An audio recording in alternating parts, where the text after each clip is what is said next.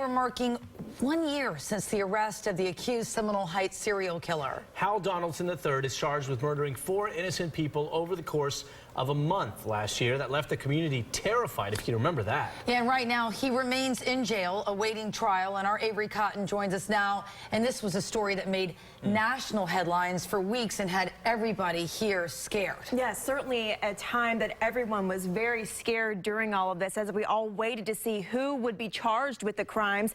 In the end, it was a tip from a McDonald's manager in Ybor that landed Hal Donaldson III behind bars. I am pleased to announce that tonight we will be making an arrest in the Seminole Heights murders.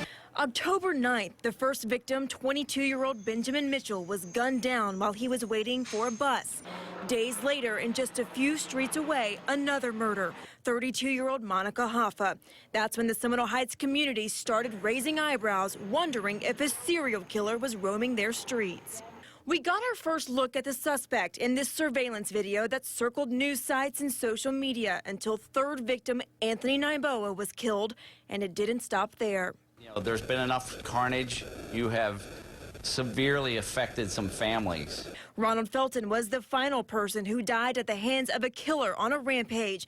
Enough was enough for Mayor Bob Buckhorn and the Tampa Police Department. You guys go hunt him down and bring his head to me. Soon after that, a McDonald's manager called police when an employee, Hal Donaldson III, asked her to watch his loaded gun.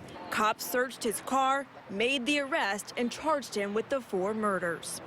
Over the last year, documents have shown everything from details to his family life to pictures of the gun he says was his, to audio recordings the day he was arrested. I'm just trying to get out of here so I can go back to school. Okay. That's it. And I mean, if you guys, I'll stay in here. You guys can escort me to the airport, and I'll just have my father come pick up the car. 1 year later, families of the victims have some closure, still waiting to see how this trial will end.